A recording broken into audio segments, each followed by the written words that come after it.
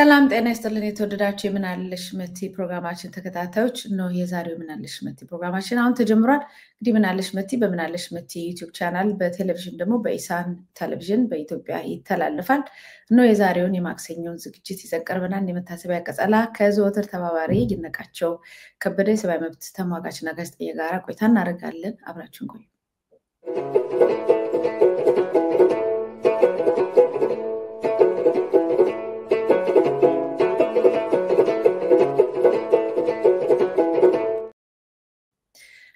እንኳን ደህና መጣህ ይነቃቸው። አመሰግናለሁ ስለመጣ። ሰኞ ነበር የምንገናኘው። ዛሬ ማክሰኞ አድርገናል። በዚሁ አጋጣሚ ለማህበረሰቡም እንዲያውቅ ማክሰኞ በምናለሽ መቲ ካንተ ጋራ እንከሰታለን ማለት ነው። እንኳን ደህና መጣ በድጋሚ።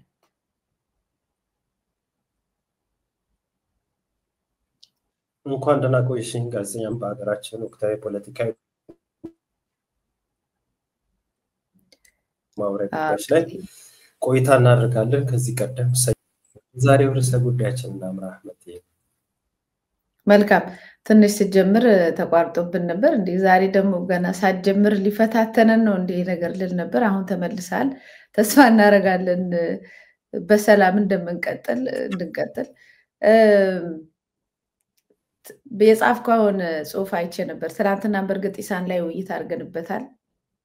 ዛሬ ሚሳን ላይ እናንተና በበገላው ውይይት ታረጉበት ይሆናል። የሰኔ 15ን ጉዳይ አንስተነዋል። አማራ ክልል ላይ የአማራ መሪዎችን የተማሩ ሰዎችን የመምታት የማጽዳት ከመሪ የማጽዳት ሂደት ነበረ። ከዛም ውጪ ደግሞ በዚሁ በሰኔ 15 እንደዚሁ በዚህ ቋላ ላይ ገዳም ላይ እንደዚህ አይነት ሌላ ደም ማፍሰስ ጊዜውን እየጠበቀ አመቱን እየጠበቀ የማይቋረጥ ደም ማፍሰስ ነበረ። እንዲሁ ደግሞ በሰኔ 16 ላይ የነበረውን የአዲስ አበባን ህዝብ ትዕይንተ ህዝብ ጠቅላይ ሚኒስትር አብይ አህመድ እንደመጣ የድጋፍ ሰልፍ ነበር። እሱን አስመልክቶ አንተም በማህበራዊ ገጽ ያጋራኸው ነገር ነበር እና እኔ ማህበረሰቡ ወጥቶ ድጋፍ ማድረጉን ወይም የሚፈልገውን ነገር ማድረጉን ምንም አልቃወምም። ነገር ግን በዛ ሁኔታ ላይ ድጋፍና ፍቅር የተሰጠው አካል ዛሬ አዲስ አበባ ላይ ምን እያሳረፈ ነው? ያ ሁሉ ወጣት ሰልፍ ይወጣለት ያ ሁሉ ህዝብ ይወጣለትን ምን አደረገው ዛሬ የሚለውን ነገር በደንብ ለማስታወስ እንዲረዳን ምናልባት አንተ ከጻፍከው አንዳንድ ሀሳቦችን ጀምር እንዴ? ይሄ ይቻላል መቲ፣ ከሱ መጀመር እንችላለንና ያነሳሻቸው ይሄ እንግዲህ የዛሬ 6 እና 7 ዓመት የሰኔ 16 ሰኔ 15 የምንላቸው ቀን በኢትዮጵያ ውስጥ የራሳቸውን በኢትዮጵያ የፖለቲካ ታሪክ ሂደት ውስጥ የራሳቸውን ጥቁር ጠባሳ ጥሎ ያለፉ ቀናቶች ናቸው። በተለይ የሰኔ 15 2010 የባህር ዳር ላይ የሆነው ነገር በእጅጉ አሳዛኝ የሆነ ነገር ነው። በግራም በቀኝም የወደቁት ያው በፖለቲካ መሰሪ ተግባር ነው ህይወታቸውን እንዲያጡ የተደረጉት። አሁን ላይ ያለው ያገዛዙ ስርዓት ዋነኛ ተዋናይ ነበር ለዚህ አሳዛኝ ክስተት። በዛም ምክንያት እንግዲህ ያጣናቸው ወንድሞቻችን አሉ። እነዛን ያጣናቸው በሙሉ ያው ጉዳቱ የሁላችንም ጭምር ነው፣ እየተጎዳንበትም ጭምር ነው። አሁን ድረስም እየቀጠለም ነገርም አለ።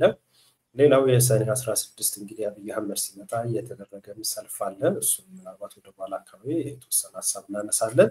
ቅድም ስታነሹ እንደነበረ ደግሞ ምናልባት ወደ በኋላ በደንብ የምናየውም ከሆነ አላውቅም። በተለይ ዙቃላ አካባቢ በዙቃላ ገዳም እየተፈጸመ ያለው ሃይማኖትን መሰረት ያደረገ ሃይማኖትን የማጥፋት ተግባር በመንግስት በሚደገፉ ያው ሲባል የኦነግ ሸኔ ናቸው ይባላል። ኦነግ ሸኔ የምንለው ታየ ደንዳ በዚህ ጉዳይ ላይ ተደጋጋሚ የገለጸው ነገር አለ። በዛ አካባቢ ያሉ ታጣቂዎችም የሚገልጹት ነገር አለ። የተለያየ ማሳበቢያ ምክንያቶች እየተሰጠ ቢሆንም መንግስት መሪውንና መንግስት ጥልቅ ዕውቀት ባለው ሁኔታ እየተካሄደ ያለ ሃይማኖታዊ ጭፍጨፋ ስለመሆኑ ብዙ ጥርጥር የሚያሻው ጉዳይ አይደለም። በዛ በዝቋላ ሀቦ ላይ ይሄ ነገር ሲፈጸም አሁን ለሁለተኛ ጊዜ ነው። ዛሬ 2 ዓመት እጅግ አሳዛኝ የሆነ ጭፍጨፋ ተፈጽሞ ነበረ። በዛ በተፈጸመው ጭፍጨፋ ልባችን በጣም አዝኗል፣ ደምቷልም ጭምር። አሁን ላይ ራሱ በግፍ የተገደሉት መነኮሳት ምዕመናን በገዳሙ ያሉ አባቶች እናቶች ያጥቃት የተፈጸመባቸው እንደው አስክሬናቸውን እንኳን አንስቶ ለመቅበር እንዳይቻል መደራደሪያ ጭምር የተደረገበት ሌላው እጅግ አሳዛኝ ነገር ነው ያለውና በእውነት በጣም ያሳዝናል። ያው ቤተክርስቲያን ሁሌ ደጋግመን ብለናል።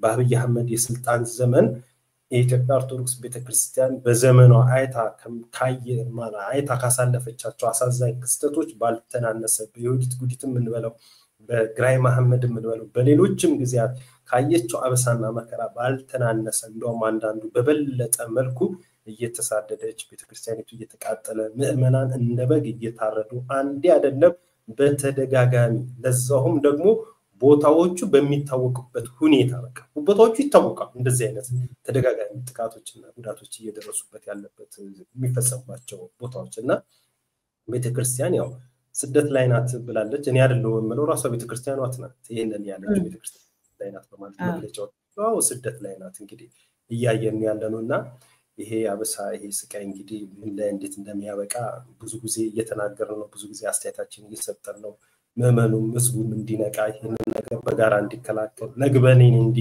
የዳር የቤተ ተመልካች ሆኖ ይሄንን ነገር ይሄ ከንፈር በመንጠት ብቻ የሚያበቃ ሲሆን ሁሉም በሚቻለው አቅም የሚገባውን አስተዋጽኦ በማድረግ ከዚህ ችግር ውስጥ የምንወጣበት የምንገላገልበት ነገር መፍጠር አለብን እላለሁ እና ወደ ሰኔ 16ቱ ሰልፍ እንመጣለን ምናልባት እዚህ ከዚህ ቋላ አባጓራ ገዳም ተያይዞ ስላለው መታጋሪ መረጃ ካለ ምናልባት አለ የሰኔው 16ቱን ሂደት ጀምሮ ያው ሀዘን ስለሆነ የሀዘን ነገር ቀድመን ማንሳት ስላለን አነሳ ነው እንጂ በሰፊው ግን ከጀርባው ያሉትን ሴራዎች እኛ የተረዳነው እና የሚሰጡትን መረጃዎች በሰፊው ተመልሼ እመጣለሁ እንደው ግን ለመግቢያ ያህል የሰኔ 16ቱ የነበረው ድጋፍ ሰልፍ አለ አሁን ያለው የአዲስ አበባ ህዝብ ሁኔታ ምን ላይ ነው ያለው አለው የአዲስ አበባ ህዝብና አሁን ደግሞ ሰሞኑን ጠቅላይ ሚኒስትሩ በተለያዩ ሰዎችን እየጠራ የሚያረጋቸው ንግግር በዛ በሰኔ 16ቱ ላይ እንደዚህ ስብር ብሎ ከተናገረው ነገር ጋር አስተያየው የትና የትነን የደረስንበት ደረጃ በደንብ ፍትው አድርጎ የሚያሳይ ነውና ከዛም አንፃር ነው ሐሳብ እንድታካፍል የመጀመሪያ እሱ ላይ እድልስት መጥቲ ሰኔ 16ቱን በተመለከተ በርግጥኝ ይዛለት ወጥተው ከዛም በኋላ በነበሩ ጊዜያቶች ለዚህ ሰውዬ መደገፋቸው ድጋፍ መስጠታቸው አሁን ላይ እንደስተት የሚቆጠርባቸው ማናቸውም አክቲቪስት ጋዜጠኛ ማህበረሰቡን ወጥቶ ያንን ድጋፍ ለሰጠው በሙሉ እኔ ማለት የሚወቀስበት ማንዳችም ነገር አለ ብዬ እኔ አላም ምክንያቱም ሰውየው ሲመጣ በአደባባይ ያደረጋቸው እጅግ ማራኪ ንግግሮች ነበሩ የኢትዮጵያ ህዝብ ይናፍቅ የነበረው ንግግር ከባህለ ሲመቱ በፓርላማ ካደረገው ንግግሩ እንዱም በቤተ መንግስት ለተቋሚዎችና ለደጋፊዎች ለባጠቃላይ ላሉ ሰጥቶ ባደረገው ንግግር ላይ ያደረጋቸው መሳጭ ሆኑ ንግግሮች ነበሩ የሰጣቸው የተስፋ ቃላቶች ነበሩ በቃ ብዙ ትግል ሲደረግበት የነበረው ብዙ መስዋዕትነት ዋጋ ሲከፈልባቸው የነበሩ ሂደቶችን ፍላጎቶችን በሙሉ እጅግ ማራኪ በሆነ በተዘጋጁ ጽፎችና እንዲሁም በቃሉ በሚገልጻቸው ሐሳቦች በአደባባይ ወጥቶ ሲያወራ ነበር ይሄንን ወሬውና ይሄንን ንግግሩን በማየት እንዲሁም ደግሞ በወቅቱ ላይ 27 ዓመታት በህወሓት መራሹ አገዛዝ ስርዓት እየደረሰብን ካለው በደል አንፃር እንደ ሀገር ከዚህ ለመገላገልና ለመላቀቅ ሰው ከመፈለጉ አንፃር ሰውየውን ሲናገር ይበልሰይ ጥሩ ነው በሚል ፍጹም የሆነ ድጋፍ የሚሰጠም አለ የጎንዮሽም ድጋፍም ለመስጠት የተደረገ ጥረት አለ ይሄስ ነገር ደግሞ መልካም ነገር ካመጣ በሚል ደግሞ አደባባይ ላይ ወጥቶ ደግሞ ድጋፍም የተገለጸበት ሂደትም ነበር እነዚህ ክንውኖችና ሂደቶች እንዲሁ በዚህ ሂደት ላይ ተሳታፊ ለሆኑት በሙሉ ያው ማድረጋቸው አሁን ላይ ስህተት ነው አለልምም ይሄንን መልበት ምንም ምክንያት የለም ሆኖም ግን እኔና መሰል ደግሞ የተወሰኑ ሰዎች ባለልም አሉ ብቻ ሰዎች በዛ ጉዳይ ላይ ሰልፍ ይወጣ እንዲደረግለት ምናምን ሲባል ምንድነው ስንል የነበረው ክርክርም ይሄ በፓርቲ ደረጃ በጋዜጠኝነት ደረጃ አንዳንድ አስረጂ ቪዲዮዎች አሉ በቡድኑ ሁሉ አድርገን የተከራከርንባቸው እንዲሁም አሁን ላይ ጎራቸው የተለያየ አሰላለፍ ቢኖራቸውም በኢትዮጵያ ፖለቲካ በአደባባይ ላይ ዕውቁ የሆኑ ወጥተው የሚያወሩ ሰዎች አሉ አሁን የምናገረው ንግግር ምስክር ሊሆን የሚችሉ ሰዎች እና እንለ የነበረው እኔ ማን እንደተወሰኑ ሰዎች እንለ የነበረው ምንድነው በቃ የሚለው ነገር ጥሩ ነው ለማድረግ የሚፈልገው ነገር ጥሩ ነው እሱ ይሄንን ያደረገ ይቀጥል መስራት ያለበትን ይስራ እኛም ደግሞ ባለንበት ቦታ ጸንተንና ቆመን የራሳችንን ስራ መቀጠል አለበት ሰውየው የራሱን ስራ ይስራ የሚል ነው በፖለቲካ አካሄዱ ላይ ሌላው ደግሞ ወጥተን ሰልፍ እናድርግ በሚለው ጉዳይ ላይ ደግሞ ይሄ ፍጹም ተቃርኖ ያለው ነገር ነው አገንስት ማለት እኔ እሱን ወጥቼ መደግፍ ከሆነ በቃ ጠቅልዬ እዛ መግባት ጠቅልዬ ያለውን የፖለቲካ ምንም አመለካከቴ በዛ ነው መሄድ መቻል አለበት።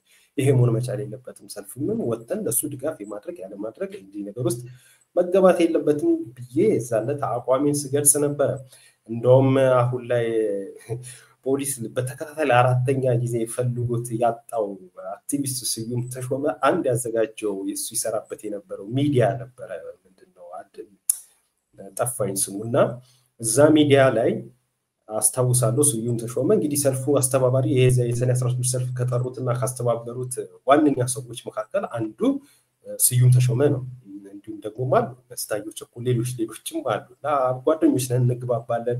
እነሱ ያደረጉትን ነገር ሊሞኩ ያንን አገንስቶን የነቀሙ ሰዎች በዛ ቦታ ላይ ከዛ በላይ መተት ምንችም ሰዎች ነበር። ግን ፍላጎትን ቅድም በነገርኩሽ መሰረት ይሄ የኛ ጉዳይ አይደለም ብለን ነው የተው። ከዛ እንደውም ስዩም ተሾመ ምን አደረገ? ግሩፑን ለየና ይሄን ሰውዬ በመደገፍና ባለመደገፍ ወይም ደግሞ ለሱ አሁን ያን የነበረው ሆይታ ጭፈራው ምናምን ነገር በቃ እንደዛ የሚደግፍና የማይደግፍ የሚል ጎራ የተለየበት የሚዲያ ዲቤት ሁሉ አድርገናል። በጣም ይታይ ነበር። እሱ ቀድሞ ይሰራበት የነበረው አንድ ዩቲዩብ ቻናል ነበር። በሰፊው ይታይና የሆነ ሆቴል ተዘጋጅቶ አስተዋውሳለሁ በአንድ ጎራ ራሱ ስዩም ተሾመ እና ዮናታን ተስፋዬ ሌሎች ሆነው አብይን ከመደገፍ አንፃር ክርክር ሲያደርጉ ነበር። እኔ ኤልያስ ገብሩ አቤል ዋበላው የዞን 9 ሌሎችም ልጆችም አሉ ሌሎችም ሰዎችም አሉ። ነፍሱን ይማረውና የናንተ ሰፈር የነበረው ዶክተሩ ማን ነበር አስተውሽኝ የግባል ሙያው የሞተው በጣም ደረጀ እሱ ራሱ ነበር። እሱ ከኛ ወገን ነበር ክርክሩ ላይ ራሱና አንድ ማነሳቸውን ሐሳቦች ሁሉ እኔ መነሻ አድርጎ በጣም ዲቤት ወለኛ ዲቤት ሲያደርግ ነበር። እንደውም እሱ በጣም ቫይራል የሆነበት ቪዲዮና የወጣው ቪዲዮ ደረጀ በጣም የታወቀበት እዛኛ ዲቤት እናደርግበት የነበረው ክርክር ነው። በጣም ብዙ ጊዜ ሲታይ ሲሽከረከረ ያለው ቪዲዮ ያ ክርክር እናደርግበት የነበረው ቪዲዮ ነው። ይሄ ለውጡን መንግስት ከመደግፍና የማይደግፍ የሚል ጎራ ለይተን የነበረውና ብዙ ዲቤት እናደርግበት ነበር። እንግዲህ ያሳለፍናችሁ ትንሽ የፖለቲካ ልምድም ከምናሳልፋቸው ከነበርናቸው በአደባባይ ሆኖ እንደ ትልቅ ሰዎች ነበሩ። ከነሱ እንደ ቤተሰብም ሲመረቀን ሆነና ተርፈናል። ለማንኛውም ያው እዛ ላይ እንዳልኩት ዘጥ አላልኩም። እዛ ግን ሄዱ እኔ ያው እኛ ውጪ ነበርን ያሰር ሲደረግና ሰፈው ምናቃቸው አዲስ አበባ አንዳንድ ልጆች ላይ ይሄ ነገር ተጋነነ በኋላ ሰውየው እንዳይሰናከል ገና ስራ ሳይጀምር በዚህ ደረጃ ማሞገስ በሚል ደረጃ ላይ ስናወራ አይደለም እኛ እኮ አልገባችሁም። እኛ ከህዋቶች ጋር ብሽሽቅ ውስጥ ነው ያለነው። ገና የታሰረ ገመድ ተፈቶልን እነሱን ታፍነን የምንናገርበት እነሱን የምናበሽቅበት መድረኩን ነው እየተጠቀምን ያለነው። በዛ ብሽሽቅ ውስጥ ስላለን ነው እንጂ እሱን ማየት እናቋለን አይነት ነገር ተነግሮ ነበርና አሁንም ይሄንን መንግስት በዚህ ደረጃ አፍኖት የተቀመጠው ህዝብ ብዙ እንዳለና ነገ ያቺ ገመድ ስትበተን ምን እንደሚመጣበት ያው መቼም አይገምትም። ምክንያቱም መገመቻው ምናምን ሌላ ሌቭል ላይ ነው ያለው።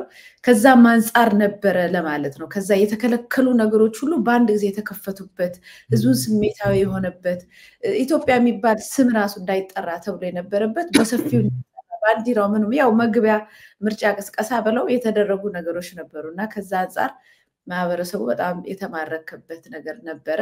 ከዛ በኋላ ግን የአዲስ አበባን ህዝብ በተለይ የታደረገው ያ ሁሉ ኃይል ያ ሁሉ ፍቅር የተሰጠውን ምን ከፈለው የሚለው ነገር ስሰማ በተለይ ሰሞኑን የሚደረገው ንግግር ዘለፋው መምህራን አትለው ሐኪም አትለው የአርቲስት ወይም ከያኔ አትለው ያው እንትን የሚለው ግማሹ ለባርነት ከሚንከባለለው ውጪ ሌላውን ግን የሚዘልፍበትን ዘለፋ ስታይ ያ ሁሉ ነገር የሰጠውን ማህበረሰብ በዚህ ደረጃ መናቅና መዝለፍ ሁሉን ነገር እኔ ብቻ ነኝ የማውቀው ማለት የዛን ጊዜ በተወሰነች ደረጃ ይሄንን የማወቅ አቅም ቢኖር ኖሮ እዚህም እንደማይደረስ የታወቀ ነው። አሁን ወደ አንተ አቋም ስመጣ ማለት ነው። ግን ያንን የማወቅ እንትን በጣም ጠባብ ነበር። ከሰውየው ካለው መሰሪነት ሴራ አንፃር በጣም ህዝቡን በዚህ ደረጃ ሸፍኖታል።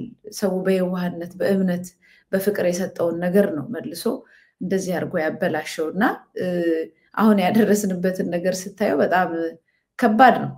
ከባድ የተገላቢጦሽ የሰማይና የምድር ያለው እዛ ላይ የነበረው ትህትናና እዚህ ላይ አሁን የምታየው ትዕቢት በጣም ልዩ ነው። አሁን ሐኪሞች እኮ ስለ ቫይረስ ትምህርት ሲሰሙ ነበር ሰሞኑ።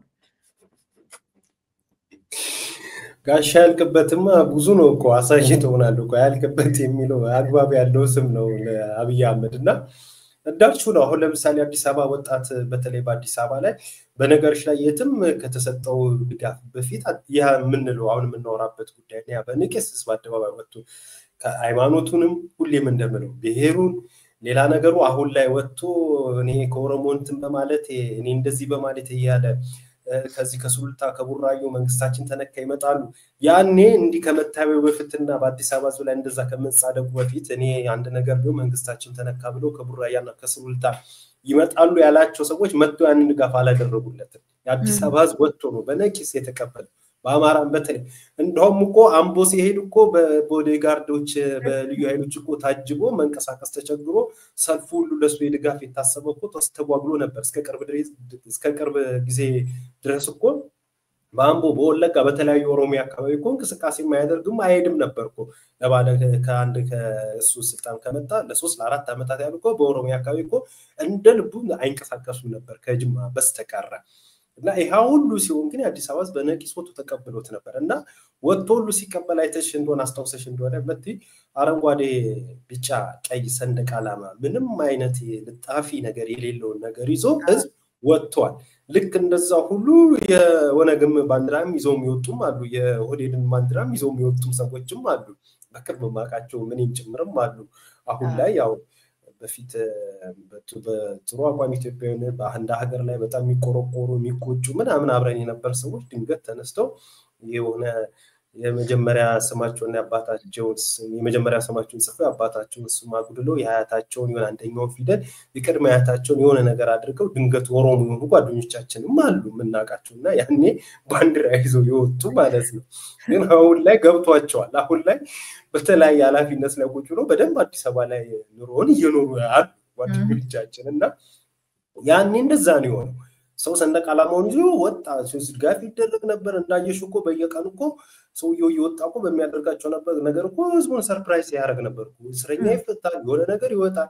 ይኸው ዛሬ ያን የገባውን ቃል ኪዳን ይኸው መስከረም ላይ እንጀምራለን ብሎ ነው አሁን የተናገረውን ነገር ምን አለ ትናንትና ከአርቲስት ማነው ከጋዜጠኞች ከአክቲቪስቶች ጋር ሲነጋገር ከመጪው መስከረም ወር ጀምሮ ኢትዮጵያ ነዳጅ ታወጣለች ታመርታለች ምናምንና ለሶስት ለባለፉት ዓመታት ዝም ያልነው ልክ እንደ ምናምን የሆነ ችግር እንዳይፈጠር ነው የሆነ ደስኮር ዲስኩራል ያን አይተሽ እንደሆነ ልክ ስልጣኑ መንበረ ስልጣኑን በፓርላማ ቃል ኪዳኑን ከፈጸመ ላይ ይወጣል ከመጀመሩ ነው ያለ ቀኑ እኮ ስፔሲፊክ አድርጎ ነው ሰበር ዜና ነዳጅ ልናወጣ ነው ይልሻል። የሆነ እስረኛ ይፈታል፣ የሆነ ነገር ያደርጋል። ህዝቡ እንዳልኩሽ ሰንደቅ ዓላማውን አሁን ላይ አረንጓዴ ቢጫ ቀይ አይደል አደባባይ ላይ ይዘሽ ልትወጪ ቀርቶ ልብስሽ ላይ ነገር ቢታይ እንደ ጦስ ድሮ ተቀጥቅጠሽ ወደ እስር ቤት የምትሄጂው አረንጓዴ ቢጫ ቀይ ሰው የሚፈልገውን ሰንደቅ ዓላማ ይዞ ይወጣል፣ የሚፈልገውን ነገር እያደረገ አንቺ እንዳልሽው ደግሞ 27 ዓመት ከእንደዛ አይነት ከነበረው የግዞት አገዛዙ ሰው ሲወጣ ያሳየው ደስታ እንቅስቃሴ ነበር። ይሄ ሁሉ ሲሆን ሰው ደግፎታል። አሁን ግን ሙሉ ነገሩ በተቃራኒ ነው። እንደዛ ዋጋ የከፈሉለት እንደዛ ምን ያለት የአዲስ አበባ ህዝብ አሳደደው፣ በተነው፣ መኖሪያ አልባ አደረገው። በንቅለ ተከላ የኔ የሚሉትን አምጥቶ ከተማው ላይ እየተከሉ ነው ያሉት።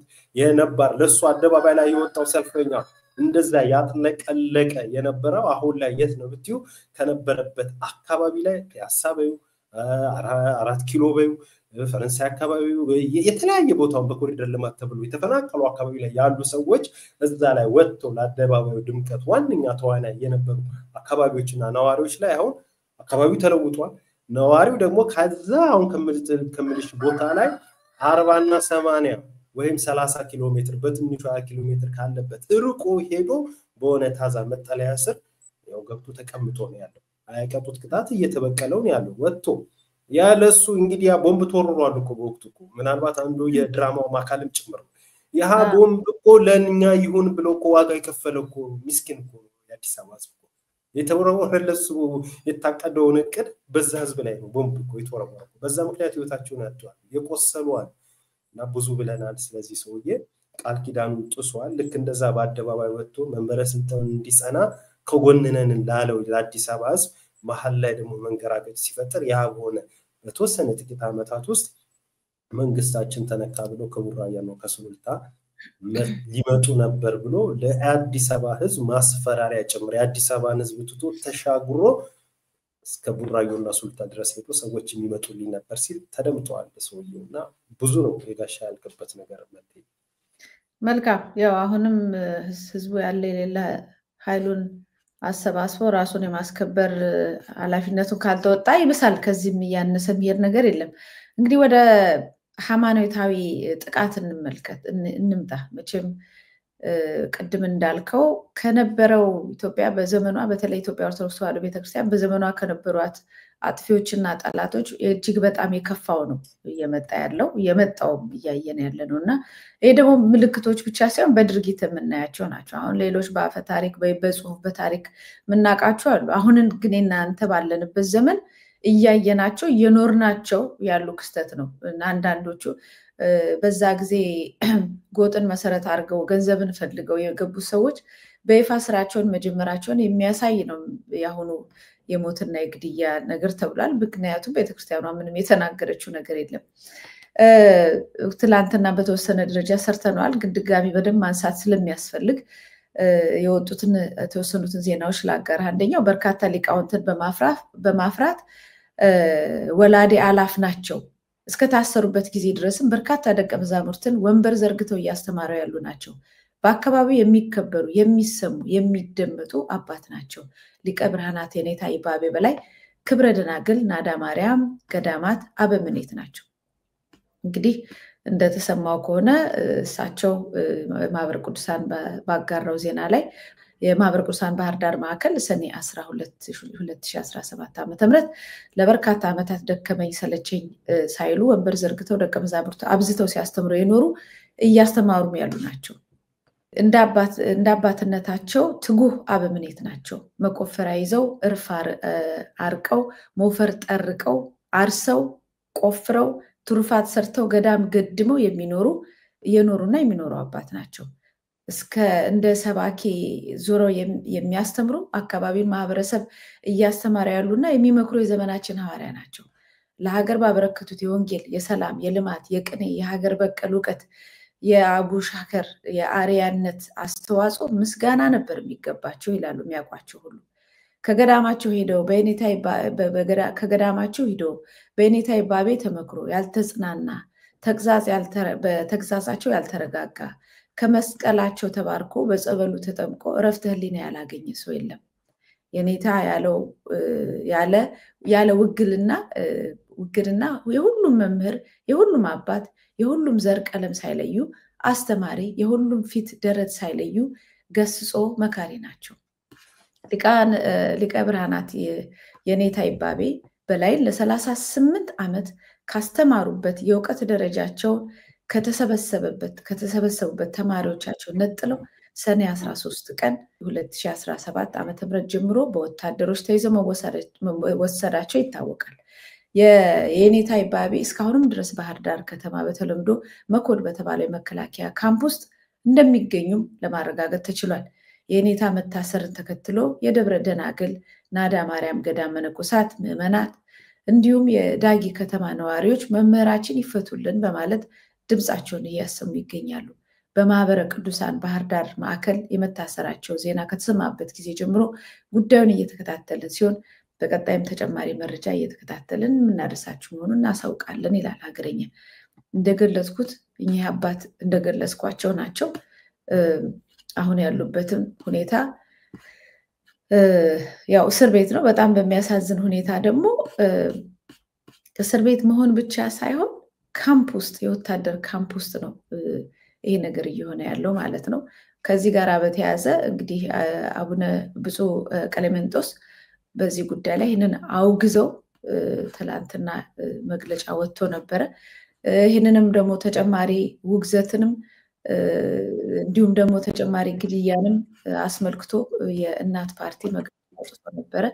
ከዚህም ጋር በተያያዘ እንግዲህ አንድ ላይ ነው የመጣው የምልህ ለዚህ ነው። የዝቋላ መናንያን ጭፍጨፋ መላ ኢትዮጵያንን በሞት ጥላ ውስጥ እንዳለን ጉልህ ማሳያ ነው ብሎ እናት ፓርቲ ያወጣው መግለጫ አለ። እዛ ላይ ያው የሆነውን ነገር አውግዘዋል። ነገር ግን ይሄ የትርክቱና የፖለቲካው አንድ አካል ነው ብለው ያስቀመጡበት ሁኔታ አለ። አንተም እንደገለጽከው በዚህ ቋላ ገዳም ከ2 ዓመት በፊት በነገር ላይ ከዛም በፊት ያ 2 ዓመቱን የምናስታውሰው ለቀብር በሄዱ ሰዎች ላይ የደረሰውን ያለውን ነገር ምዕመናኑ መነኮሳቱ ሲያለቅሱ አይተን በዛ ሐዘናችንን እጅግ በከፍተኛ ሁኔታ ልብን በሚሰብር ሁኔታ ስለታየ ነው እንጂ የገዳሙ እንቅስቃሴ በተለይ እዛ አካባቢ ላይ የሚደረገው እንቅስቃሴ አሁን አይደለም፣ ገና ቀድሞ ነው የተጀመረው እና በየጊዜው እነዚህ አይነት ክስተቶች እየተከሰቱ ነው የቆዩት። ከዚህ ጋር ተያይዘው ሌሎችም ዜናዎችም ወጥተዋል። አሁን ይባስ ተብሎ እንግዲህ የዚህ ሃይማኖታዊው ትግል ማሳደድ እየቀጠለ እንደሆነ የሚያሳዩ ሌላ ዜናዎች ወጥተዋል እና አንድ ሌላ መምህር እንግዲህ ህዝቡን ያወጣው መረጃ ነው። መምህራችን የቤተክርስቲያናችንና የሀገራችን ድምጽ ሊቀ ትጉሃን ደረጀ ዘወይንዬ በትላንትናው ዕለት ለጊዜው ወዳልታወቀ ስፍራ በቤተክርስቲያናችን ጠላቶች ተወስደዋል። ለብዙ ድምጽ ለሆነው ባካችሁ ምንም እንኳን ድምጽ ማሰማት የሚሰማን ባይኖርም ድምጹን አሰሙልን፣ ድምጻችን አሰሙልን የሚሉ መረጃዎች ከኢትዮጵያ ወጥተዋል። ሊቀ ትጉሃን ደረጀ ዘወይንዬ ማን ነው? ምን አይነት ነገር ይናገር ነበረ? ለምን ተመረጠ በዚህ ጉዳይ ላይ የሚለውን ለማሰማት አንድ ቪዲዮ አለ። እሱን ልጋብዝና ተመልሼ ልምጣ።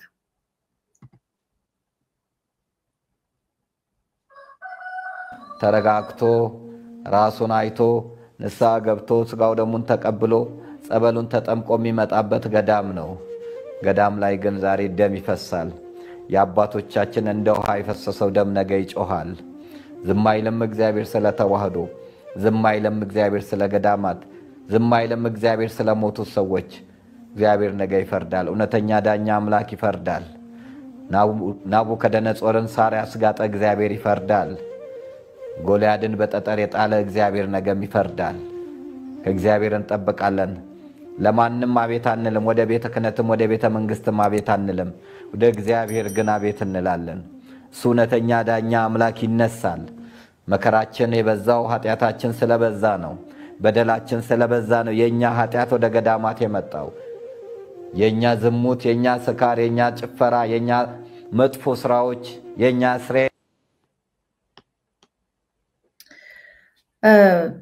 እንግዲህ በዘር ከሄድን ጊዜው የኔ ነው ብሎ ወደዛ አልሄድም።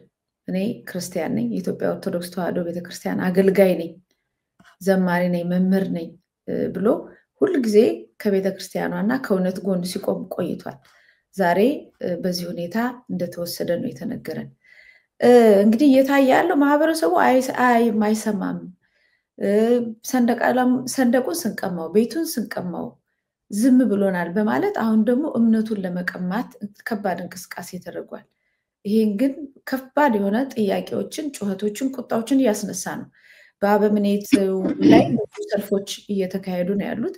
በዚህ ቋላ ገዳም ጉዳይ ላይ እንግዲህ ቤተክርስቲያኗና አንዳንድ ትላልቅ አባቶች ዝም ቢሉ ምዕመናኑ ተነስተዋል። አንዳንድ አባቶች ተነስተዋል። ከስር ያለው የወጣቱ ወይም ማህበራቱ እንደዚሁ ከባድ የሆነ ንቅናቄ እያደረጉ ነው። እንደዚህ ወጣቶቹ ሳይቀር በዛም በዚህም ብለው ደግሞ ይነግሩናል። እንደ ቀልድ ማየት የማይገባን በማህበረሰብ ውስጥ እንዴት ዘልቆ እንደገባ ለማሳየት አንድ ቪዲዮ ጨምሬ ልጋብዝ። ዛሬም ደገሙት አይደል? ዓለምን ጥለው አምላክን መርጠው ከሰው ተነጥለው በጫካ በዱር በበረሃ እየኖሩ ያደፈ ለብሰው የደረቀ ቀምሰው ስለ ዓለም በለመኑት ለኛ በተማጸኑት ምን ነው መታረጋቸው? በምን ጥፋታቸውን ደባብ መቀጥቀጣቸው? ይኸው አመት ጠብቆ ዛሬም ተደገመ። ወንበዴው በዛና መናኙ ታፈነ። አልገባቸው እንጂ የእነርሱ መሞት እኛን አያጠፋም። እንተም የምንበዛው እኛ የሞትን ነው። አሁንም ቢሆን በዝቋላ ደብረ ከዋክብት አቡነ ገብረ መንፈስ ቅዱስ አንድነት ገዳም ለተገደሉትና ስለታፈኑት አባቶች ከሚመለከተው አካል መልካም እንደዚህ እንዳየው ነው በህብረተሰቡ ላይ እንደው ለምሳሌ ያህል ነው እንጂ ቁጣው በልቡ በሆዱ የያዘው ነገር ማዘኑ፣ መሰበሩ እና መቆጣቱ አንድ ላይ እያሳየ ነው ያለውና ይሄንን ነክተን እናሸንፋለን ብሎ በዚህ ደረጃ መታበይ በጣም አደገኛ ይመስለኛል። ግን ማስታወስ ያለብን ከዚህ ቀደም ትላንትን ብየዋለሁ። ብዙ ሀገራት ትላንትና የሌላ ሃይማኖት የሌላ እምነት ተከታዮች ሆነው ዛሬ ሌላ ሃይማኖት እየተከተሉ ያሉ ብዙ ሀገራት አሉ። እንደ ሀገር እንደዚህ እየተደረገ ነው ሃይማኖት የሚቀየረው ወይም ዓለም ላይ የሃይማኖት ተከታዮች የነበሩ የእምነት ተከታዮች የነበሩ ዛሬ ሃይማኖት ምን ያደርጋል የሚል ወጣት የወጣባቸው ፈጽሞ የሃይማኖት ቦታዎቻቸው ለቅርስ ብቻ የሚጎበኙ ሀገራት አሉ። ለምንድን ነው እዚህ የደረሱት ሲባል እንደዚህ አይነት መሪዎች በሰሩት ስራ ከትውልዱ ላይ ቀምተው አጥፍተው ስለሸፈኑባቸው አዲሱ ትውልድ ሲመጣ ምንም የሚከተለው ነገር ስለሌለ እምነት አልባ ይሆናሉ። በሌላ ዓለም ውስጥ ይገባሉ። በእምነት ደረጃ ግን ክርስቲያኖች ሆነው ዛሬ ሌላ ሙሉ ሀገራቸውን የሌላ እምነት ተከታዮች የሆኑት እንዴት ሆነው በምን ካራና ሰይፍ ነው እዛ የደረሱት የሚለውን ጥያቄ ለሚጠይቅ እንደዚህም እየተደረገ ነው ሃይማኖት የሚቀየረው የሚጠፋው ሀገር የሚወድገው ቅርስ ሃይማኖት ባህል እምነት የመሳሰሉት ነገሮች እንዲህ ነው የሚመቱትና በቀላሉ መታየት ስለማይገባቸው ነው ይሄን ነገር ያነሳውትና አንዳንድ ሰዎች ጽፈውታል ከመጽሐፍ ቅዱስ እንትን ይያሉ የመውጊያውን ብረት ብትጫነው ላንተ ይብስብሃል የሚለውን ጥቅስ በየጊዜው ያነሱት ነውና ከባድ እንቅስቃሴ ነው በሃይማኖታችን ላይ በየትኛውም ይሄ መንግስት ሃይማኖትን ነው ጠቅላላ የማይወደው በአንድ ላይ የተደራጀ ማህበረሰብን ስነ ስርዓት ያለው ማህበረሰብን ፈሪሃ እግዚአብሔር ያለው ማህበረሰብን የሆነ የሚመራው ነገር ያለውን አይፈልግም አረመኔ ነው የሚፈልገው ስለዚህ አረመናዊ አገዛዝ ነው እየጫነ ያለውና በየትኛውም እምነት ያሉትን እየመታ እንዳለ እናውቃለን በተለይ በኢትዮጵያ ኦርቶዶክስ ተዋሕዶ ቤተክርስቲያን ላይ ብዙ ሀገራዊ መሰረት ስላላት ብዙ አደረጃጀት ስላላት ብዙ አስተምሮት ስላላት ብዙ ምዕመን ስላላት በከፍተኛ ሁኔታ እየተዋጋት ነው ያለውና በዚህ ጉዳይ ላይ እኛስ ምንድነው ማድረግ ያለብን ሁኔታውንስ እንዴት ታይዋለህ ሂደቱን በደም ገምግመሃል አንተም ስለ ብዙ ነገሮች ስለምትጽፍ ይነካቸው እንግዲህ ከመጨረሻው ነሳ መት ከኛ የሚጠበቀው እንግዲህ እንዲህ አይነቱን አሳዛኝና በጣም ነውረኛ የሆነን ተግባር ማጋለጥ ነው የሚፈጸሙ ችግሮችን እየተከታተሉ ማቅረብ ነው ህዝቡም ደግሞ እንዲየደረሰ ያለው ግፍና በደል እንዲረዳ ጭምር ማድረግ ነው ከኛ የሚጠበቀው ይሄን ነገር እንግዲህ ሳታክት ማከናወን ነው የሚጠበቅብን መረጃዎችን በቅጡና በአግባቡ በመሰብሰብ በምዕመናን ላይ በቤተክርስቲያን ላይ እየደረሰ ያለው በደል በተለይ ይሄ በደል ደግሞ መንግስትም በአንድም በሌላ መንገድ ድጋፉን እየቸረው እየሰጠው ያለ ጥቃት እንደመሆኑ መጠን ይሄንን ነገር ደግሞ ህዝቡ እንዲረዳ እንዲያውቅ ግድ የኢትዮጵያ ኦርቶዶክስ ተዋሕዶ እምነት ተከታዮችን ብቻም ሳይሆን ሌላውም ጭምር እንዲህ አይነቱ ግፍና በደልን እንዲረዳ በሚዲያ ላይ በመረጃና በማስረጃ በተደገፈ መልኩ ልክ እንደዚህ ህዝቡ እንዲረዳው እንዲያውቅ ይሄ እየደረሰ ያለው ልቂት እንዲገታ ወደ አደባባይ ማውጣት ነው ከኛ የሚጠበቅብንና ይሄንን ደግሞ ለማድረግ ከንከለሊት በመንችለው አቅም ሁሉ ያገዝና ያደረገን የምንሄድ ነው የሚሆነው አንደኛው ኃላፊነታችን ይሄ ነው በእኛ በኩል ማድረግ መቻል ያለብን ህዝቡም ደግሞ ይሄው በተለያየ መንገድ በተለይ አጣውን ሐሳቡን እየገለጸ ነው ያለው ይሄ ነገር ግን ያው በተደራጀና በተቀናጀ መልኩ አደራጅም የሚያቀናጅም አካል ኖሮት ወደ አንድ ደረጃ ከፍ ቢል ደግሞ የበለጠ ተጽዕኖ የመፍጠር አቅሙ ይኖራል ግን ምንም ግን ያው እንደምናየው ባሉት የሶሻል ሚዲያዎች በቲክቶክም በፌስቡክም በዩቲዩብም ባሉት ፕላትፎርሞች በሙሉ በተለይ በዝቋላ በተደጋጋሚ በኢትዮጵያ ኦርቶዶክስ ላይ እየተፈጸመ ያለው ሃይማኖታዊ ጥቃትን መሰረት ያደረገውን በማውገዝ የተለያየ ቁጣቸውን ሐሳባቸውን እየገለጹ ያሉት ይሄ ይበል የሚያሰኝም ጥሩ ነገር ነው ይሄ ነገሩ ደግሞ መሬት ወርዶ ደግሞ ምዕመኑ በማስተባበር በመተባበር ጭምር ተጽዕኖ ሊፈጥር የሚችል ወደ አንድ ደረጃ ከፍ ማለት መቻል አለበት ከሁለት ዓመት በፊት ብለን ቀደም የሰጠነው መረጃ እንዳለ ሆኖ መጥዬ በዚህ ዓመት ውስጥ ሁለት ጊዜ ነው እንዲህ አይነቱ ጥቃት በዝቋላ አቦ የተፈጸመው ሰኔ 15 የበቀደሙ ማይትላንት የሰሞኑ ማለት ነው ሰኔ 15 2017 ዓመተ ምህረት በዝቋላ ደብረ ከዋክብት አቡነ ገብረ መንፈስ ገዳም ላይ የተፈጸመው ጥቃት በአንድ ዓመት ውስጥ ለሁለተኛ ጊዜ የተደገመ ሲሆን ባለፈው ዓመት በየካቲት ወር 2016 ዓመተ ምህረት ላይ በተመሳሳይ መልኩ አራት መነኮሳት በኦነግ ታጣቂዎች ተገድለዋል ከተገደሉም በኋላ እንደውም በወቅቱ ምንድነው አሁን ላይ ይታማጆሮ ቃላባይ ልክ እንዳባይ ቃላባይ የሆነ ከዚህ በፊት ሰርተነበታል ፕሮግራም መሰናዶ ወጥቶ በዛ በገዳሙ አካባቢ በኦሮሞ ታጣቂዎች እየተፈጸመ ያለው ጥቃትን አስመልክቶ በሰጠው ማብራሪያ ክህደት ሁሉ ፈጽሟል ብርሃኑ ጁላ ወጥቶ እንዲህ አይነት ነገር የለም እያጣራን ነው ብሏል ግን እዚያ የነበሩት ታጣቂዎች በድርድሩ የሆነ ቪዲዮ አለ ምናልባት ሰሞኑን ልናጋራው እንችላለን ወጥተው ሁሉ የሆነ አባቶች ሁሉ የተናገሩበት ከገዳሙ አባቶች አስክሬኑን ወስዳችሁ መቅበር አትችሉም ተብሎ ከገዳሙ አባት የተውጣጡ መነኮሳት ከታጣቂዎች ጋራ ድርድር ፈጽመው ገንዘብ ሁሉ ተጠይቆ በስንት መከራና ልመና መጨረሻ ላይ ነው በግፍ የተገደሉት መነኮሳት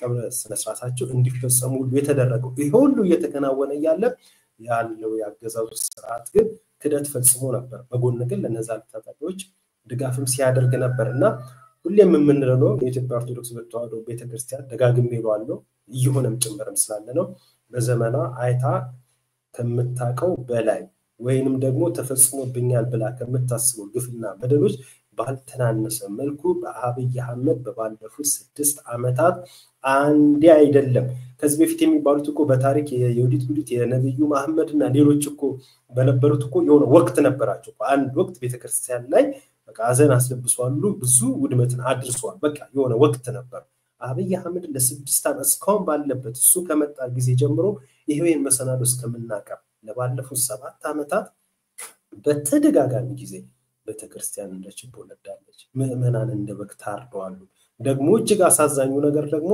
ሁሌም ይሄ ነገር የሚፈጸምባቸው ቦታዎች ፈጻሚዎቹም ይታወቃል እጅግ አሳዛኙና ልብ የሚሰብረው ነገር ይሄ ነው ቀደም በቪዲዮ ላይ እንዳቀረብሽው አሁን ለቤተ ክህነቱም ለቤተ መንግስቱም የሚቀርብ አቤቱታ አይደለም እንደ ሃይማኖት ሲታሰብ ማለት ነው በቃ እግዚአብሔር መልስ አለው እግዚአብሔር ቀን አለው ለሱ መስጠት አንድ ሃይማኖታዊ ግዴታ ጭምር ነው ያ እንዳለው ሆኖ ደግሞ የእግዚአብሔር መልስና የእግዚአብሔር ተግባር እግዚአብሔር የሚያከናውናቸው ነገሮች እንዳሉ ሆኖ ደግሞ በእኛም በመመኑ እንደ ሰውም ጭምር ደግሞ ይሄ ልክ ማን ክርስቲያን ሆነ አይተበቀም ሙስሊም ሊሆን ይችላል ፕሮቴስታንት እምነት ተከታይ ሊሆን ይችላል እምነት የሌለውም ጭምር ሊሆን ይችላል አማኞችን ግን ምንም መሳሪያም ትጥቅም የሌላቸው ድንጋይ ተንተርሰው አፈራራክፈው አመድ እንትን የነሰነሱ ስለ ሀገር ስለ ህዝብ የሚጸል ሌላ ምንም እኮ የሚያደርጉት ነገር እኮ የለም መጥቶ እነዚህ ሰዎች እኔ ሳንቺው መንግስትን ያጋለጥን እየተናገርን ነው ፖለቲከኛውም ያው አብይን በሰላማዊ ሚሆን በትጥቅም ይሁን በምንም ሱን ወደ ዳራስ ይዞ የሚሻለውን ከህዝብ የተመረጠ ለህዝብ መንግስት ላምጣ ያለ ነው ስልጣኑ ሊሆን ይችላል እኛም መረጃ ያጋለጥን ሊሆን ይችላል አክቲቪስቱም ያጋለጥን ሊሆን ይችላል ሃይማኖተኛ ሆነከሳት ስለ ሀገር ስለ ህዝብ የኢትዮጵያ ኦርቶዶክስ ተዋሕዶ እኮ ደግሞ መጥቲ በጣም እኮ እየደረሱ ያለው ግፍና በደል እኮ ይገርም ነው እምጸልየው እኮ ለራሷና ለመመኑ ብቻ እኮ አይደለም ለሀገረ መንግስቱም ጭምር ለአብይ አህመድም እኮ ተጸልያለች ቤተክርስቲያን ነው ለዓለምም ሙሉ እኮ ነው መሰለ እነዚህ ሰዎች ስራቸው ይሄን ነው ያደርጉ በቃ ወደ እግዚአብሔር ወደ ፈጣሪ እንዴ የሚጸልይን ሰው ምንም የሌለው ሰው መቁጠሪያና መቋሚያ የያዘን ወለከሳትን አንዴ አይደለም በተደጋጋሚ በእንዲህ መልኩ በግፍ መግደል ማጽያት ነው ከወንጀልም ወንጀል ይሄንን ደግሞ ለመቃወም ክርስቲያን መሆን አይተበቅም ኦርቶዶክስ መሆን አይተበቅም ፕሮቴስታንት መሆን አይተበቅም ሙስሊም መሆን አይተበቅም ማንንም ባለ ህሊና ይሄንን ነገር ሊያወግዝ ይገባል ኃይል ይገባል እንደዚህ አይነት ትብብሮችና አንድነቶች ሲፈጠሩ እንደ አይነቱ ጉዳት ልንቀንስ የምንችልበት የጎጂውን ማካል ያገዛዙ ስርዓትን ተጠያቂ የሚሆንበትን እድል የመፍጠር አቅማችን እየጨመረና ከፍ እያለ ይመጣል በዚህ ይሄንን ነው ማለት እንችላለን ማለት ደምስሽ መቴ የለም ልክ ነው ይቅርታ ለምንድን ነው በዚህ ደረጃ ቤተክርስቲያኗን የጠሉት ምን ብታስተምርም ነው ምን ብታረግ ነው እንግዲህ ፊደል ቀርጻ ሀሁ አስተምራ ትውልዱን ከመቅረጽ ባሻገር ወንጌልን ከማስተማር ክርስቲያን ለሆኑት ወንጌል ነው የምታስተምረው ሂዱ ግደሉ ዘፍዝፉ ዝረፉ ሚል ነገር የለም ይሄ መንግስት እንደምታውቀው ዘግዝቆ መግረፍን እንኳን ይፋ ህጋዊ አድርጎ ያመጣ ነፍሰ ገዳይ ደም አፍሳሽ ነው ልክ ነው ቤተክርስቲያን ደም አፍስሱ አትልም በተቃራኒው ስለምትቆም ሊሆን ይችላል ምግባሯ የማዳን እንጂ የመግደል ስላልሆነ ሊሆን ይችላልና አንዳንዴ ህዝቡን የኢትዮጵያ ኦርቶዶክስ ተዋሕዶ ቤተክርስቲያንና በተለይ ሌላኛው ደግሞ የሙስሊሙ እምነት ተራማጅ አይደለም ይጎትታሉ ኋላ ቀር ናቸው ህዝቡን በጣም በሃይማኖት አሳስረው በብዙ በዓላት ይይዙታል የሚል ነገር ብዙ ጊዜ ሰምቻለሁ ያው የተማረን የሚሉት እዛ አካባቢ ያሉ ሰዎች ጎታች ናቸው በሃይማኖት ስም ህዝቡን እየተቆጣጠሩት ነው ያሉት እና ነፃ ሆኖ የሚፈልገው ሰርቶ ገንዘብን እንዳያፈራ ገንዘብን መሰረት አድርጎ እንደሚፈልገው ግብ ላይ እንዳይደርስ ይጎትቱታል፣ ይሰብሩታል፣ ትሁት ያረጉታል ይመስለኛል። እንግዲህ ይሰብሩታል ማለት ትሁት ያረጉታል። ለገንዘብና ለቴክኖሎጂ ያለው አመለካከት ዝቅተኛ ነው ምናምን የሚል ነገር አለ። ግን እኔ በአብዛኛው በሁሉም ዘርፍ አሁን በቀደም እንደውም ሴቶች በጣም ከፍተኛ ቁጥር ያገኙ ሙስሊም ሴቶች ሲሸለሙ ትላልቅ ዝግጅቶችን እያየው ነበር። በዚህ በኩል ደግሞ ማህበረ ቅዱሳን አባላት የሆኑ ብዙ እልፍ አላፍ የኦርቶዶክስ ልጆችም ሲሸለሙ ሰቅለው በትምህርት ቤት ከፍተኛ ማዕረግ ውጤት ሰቅለው ሲሸለሙ እያየን ነበር። እንግዲህ ሰው ሃይማኖቱንም ቴክኖሎጂንም አብሮ ያስኬዳል ማለት ነው። እነሱ ግን ተራማጅ አይደሉም፣ ለብልጽግና የቀረቡ አይደሉም የሚል ነገር ስለምሰማ ነው እዛ አካባቢ። ግን ለዛ ደግሞ ያልተማሩትን በፍጹም ትህትና፣ በሰው አፍቃሪነት፣ በትህትና፣ በየዋህነት ከዘራፊነት ይልቅ መለመን የሚቀለው አይነት ማህበረሰብ አድርጎ መቅረጹ ምንድነው ችግሩ የሚለው ነገር ያው የሰይጣንና የእግዚአብሔር ግብግብ አድርጌ ነው የማየው። ሰይጣን ገንዘብን አምልከ ግደል፣ ዝረፍ፣ ጨፍጭፍ፣ አድማ፣ አፍስስ ነው። ይሄኛው ደግሞ አይ አትስረቅ፣ አትቀማ፣ አትዝረፍ፣ አትግደል፣ በቃ ለማኝ ሆነ ብትወድቅ ይሻልሃል እንጂ ራስህን ከእንደዚህ አይነት ኃጢአቶች ንጹህ አድርግ የሚል ነው አስተምሮቱ። እኛም ስላለንበት ስላደግንበት እንደውም አንድ እናት ያው እንደምታውቀው ብዙ ማህበረሰብ በዚህ ሰዓት ምንም ኢትዮጵያ የበለጸገች ብትሆንም ነዳጅ ያወጣች ድሮን ያመረተች ምናምን ብትገጣጥም ብዙ ነገር ብታረግ በየቤቱ ህዝቡ በረሃብ እያለቀ ነው። እና አንዳንድ ቪዲዮዎች በየጊዜው ማጋራቸው ቪዲዮዎች አሉ በጣም ልቤን የሚሰርቡት። በኢትዮጵያ ምድር ላይ እንደዚህ አይነት ሰው ርቦት ድርቆ ሲሞት እንደማየት በጣም የሚያስከፋ ነገር የለም በምድሪቷ ላይ።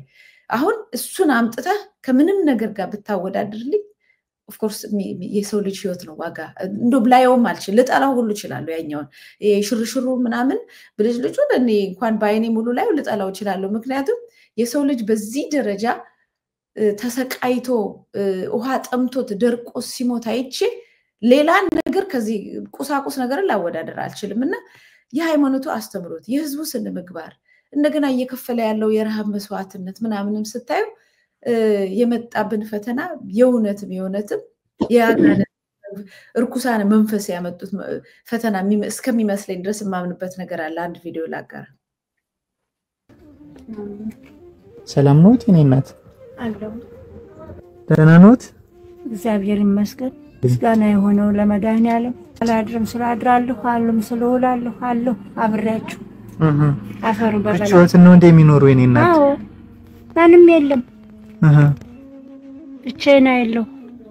ፈጥረኝም ብቻዬን ነው የወለድኩትም መሞት ብቻዬን ቀረሁ። እናቴም ወልዳ መቅበር እኔም ወልጄ መቅበር በቃ እናቴ ልጅ የለኝ እኔ የወለድኩት አላደገልኝ እንዴት ብቻዬን አንዲቱ ቀረሁ። የኔ እናት እናቴ እንዴት አደርጋለሁ? አምን እደርሳለሁ? አሁን እርስዎ መንቀሳቀስ አይችሉም እንዴ? አይሆንልኝ ውጭ ያውጡም እየተንኳተቱ ነው የሚዘጉ በር እንደዚህ ሽመል ይዤ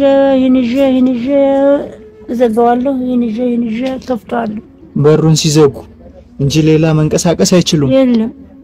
ስንት አመትዎት ነው የኔ እናት? 11 አመቴ። እንዴት ቸወልኩ 11 አመቴ። ግን እግዚአብሔርን አስቀጅሜዋለሁ።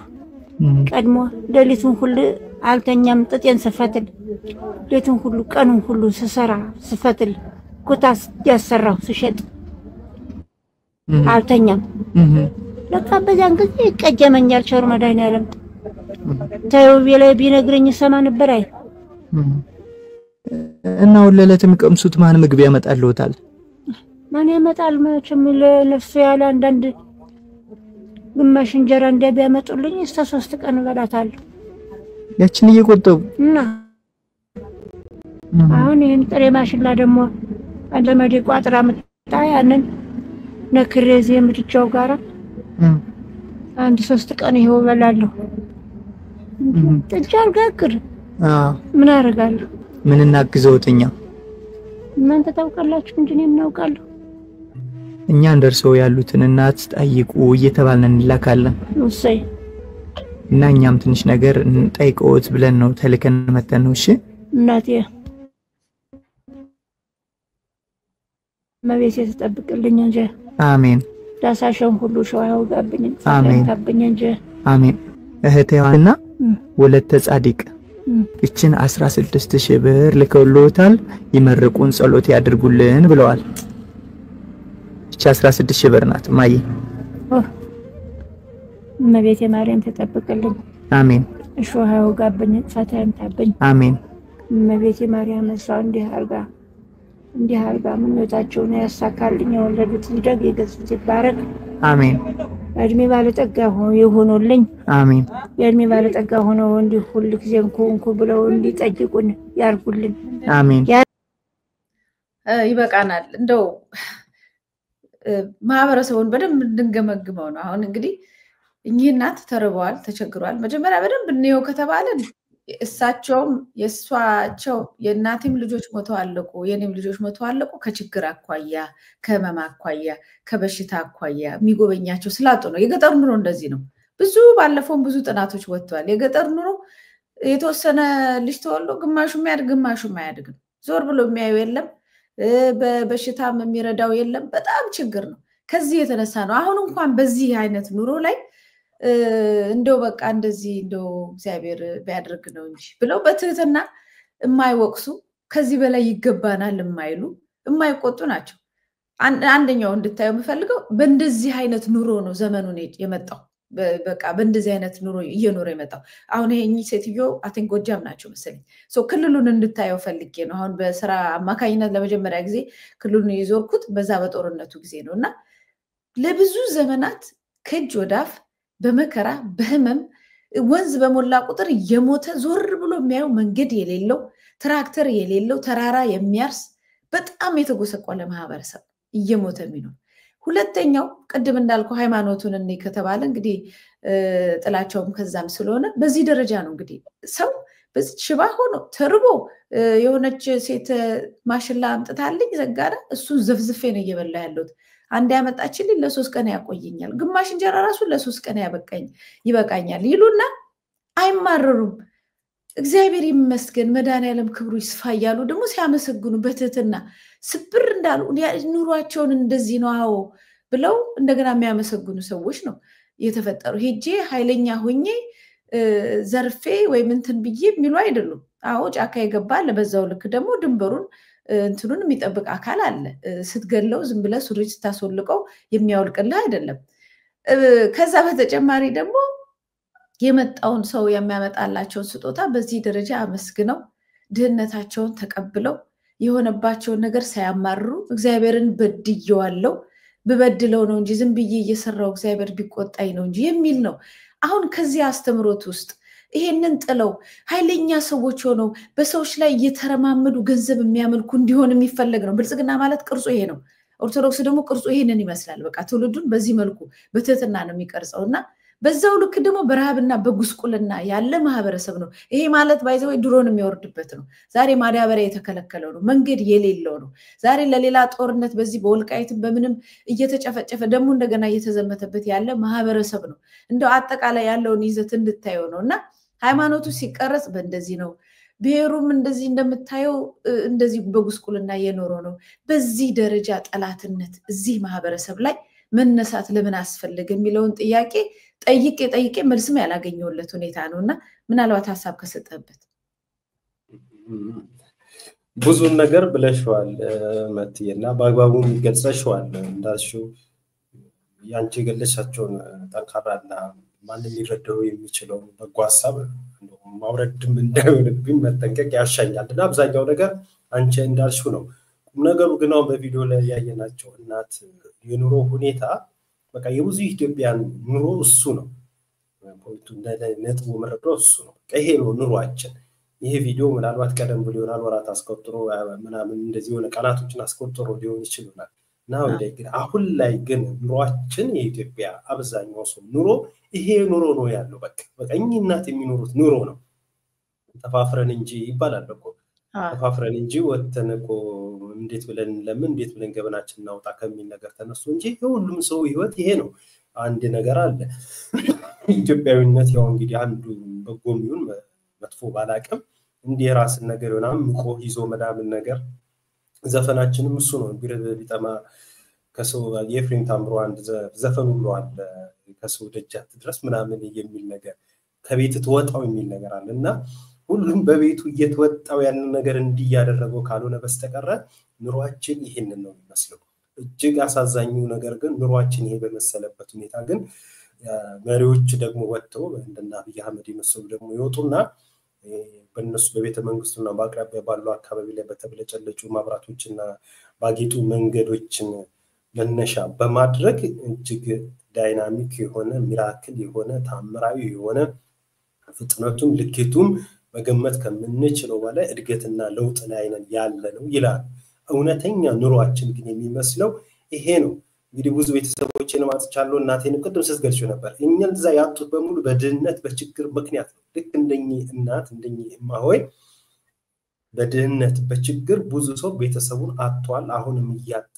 ጭምር ነው ያለ እንግዲህ አቁ ይሄንን ነውና የኝናት ንግግር የኝናት ሁኔታ በቃ የብዙዎቻችን የአጠቃላይ የኢትዮጵያ ኑሮ በአግባቡ የሚገልጽ ነው በዛው ልክ ደግሞ ልበቀናዎችና አሳቢዎች ደግሞ ልክ እንዲህ ካላቸው ነገር ላይ የሚያካፍሉ ደግሞ አሉ እንግዲህ ሁሉም በየመክሊቱ ነው ገንዘብ ያለው ገንዘቡን ለመስጠት እንዲህ ልበቀና ሆኖ ሲነሳሳ እንዲሁ ደግሞ መልክተኛ ደግሞ የሚሆኑ ደግሞ አሉ ጥሩም ሰዎች እንግዲህ በየፊናው ሁሉ ነገር አሁን ይሄ ገንዘቡን አውጥቶ ማየያለ የሚጠይቀው ያን ነገር የሚያደርገው ምናምን ያን ገንዘብ መስጠት አይችልም ግን ይሄን ማገናኘት ይሄንን ነገር ፋሲት ማድረግ ማመቻቸት ይሄንን ነገር መተግበሩ ላይ የጎበዘ ወጣት ነው እንግዲህ በእድሜ ድምጹን ያዩት ወጣቱን አዛው ታላቀም ብቻ እጅግ መልካም ነገር ነው ያደረገው አየሽ መልክተኛው እንዲህ ሲያደርግ ካለው ደግሞ የሚያካፍሉ ይሄንን ሲያደርግ እንዲህ እየተጋገዝን ደግሞ ችግርን እየገፋን ያለንበትም ሁኔታ አለ ልክ እንደዚህ በመልክተኝነትም ለሚያገለግሉትም ያላቸውን ደግሞ በማካፈል ደግሞ ለሰዎች የሚረዱ ደግሞ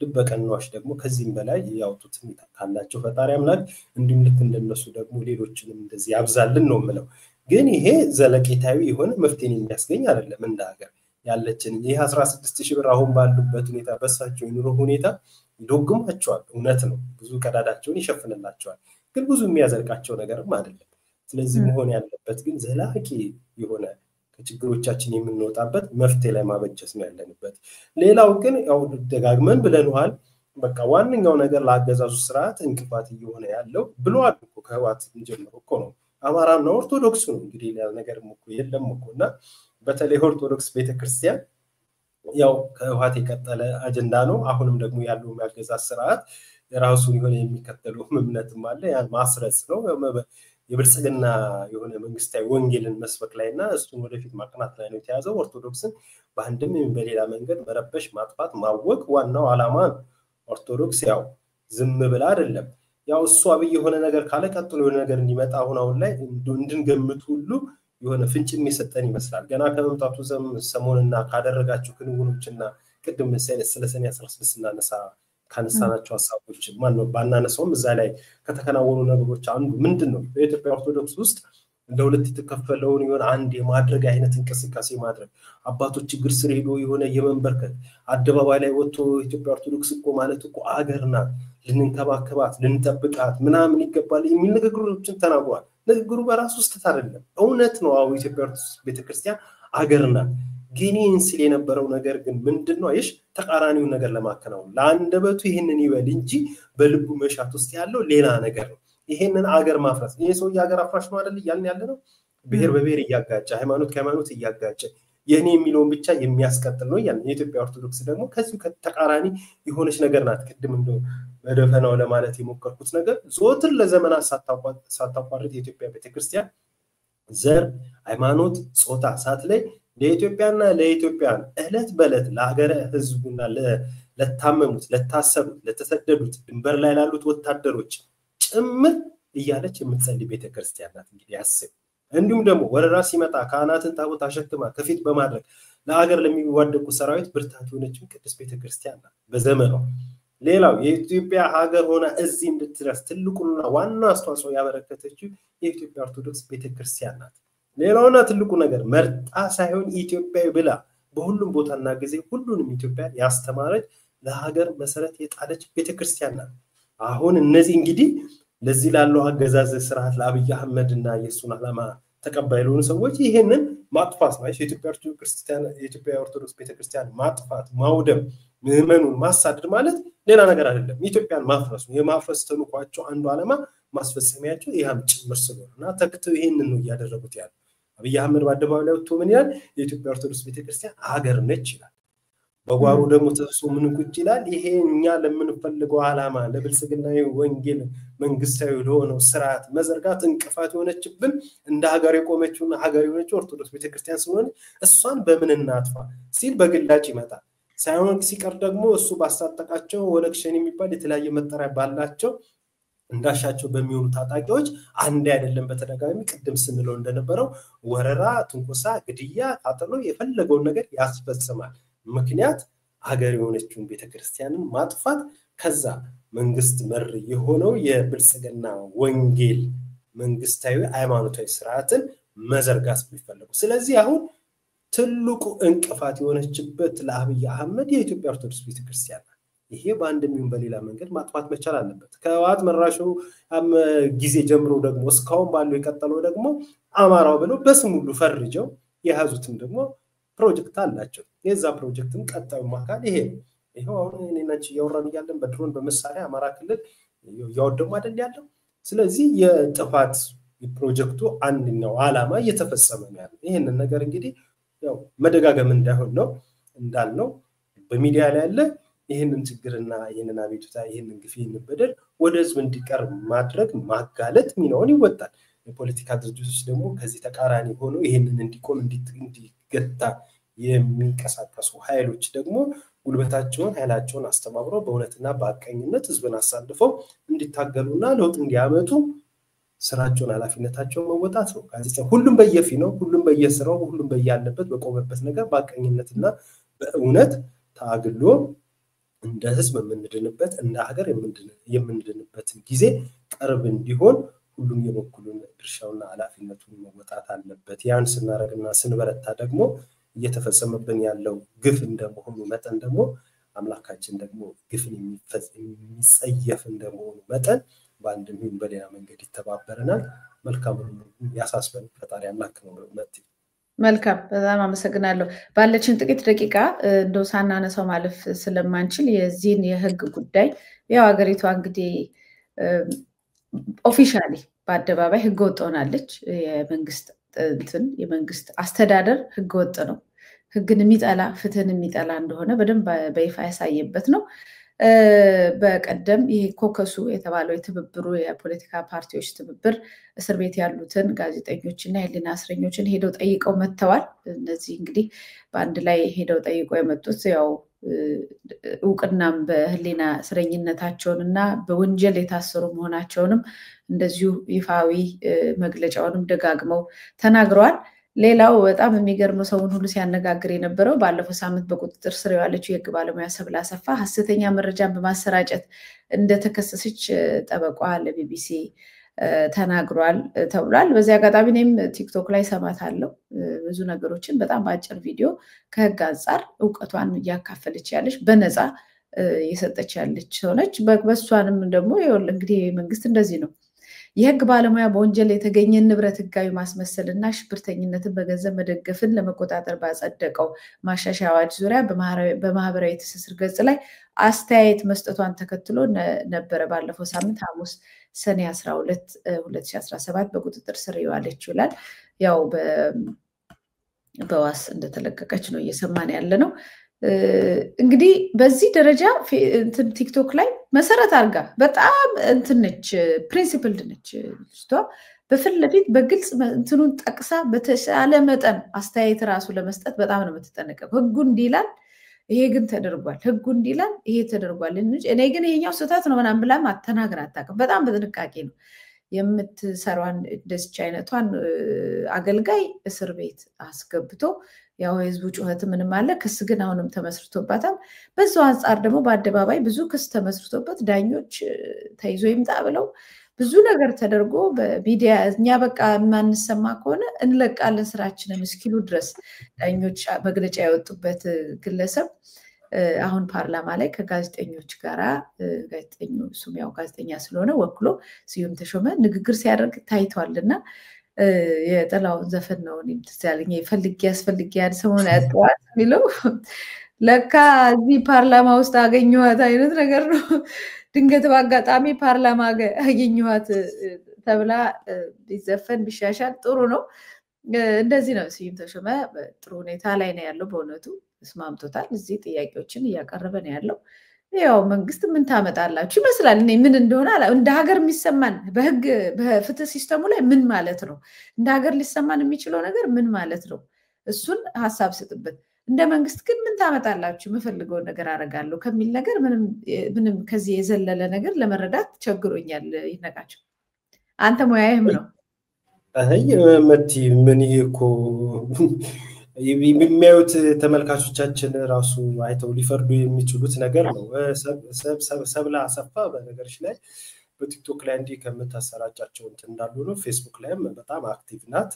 ጓደኛም ነንም አውቃታለሁ። አንዳንድ ነገርም እንላለን።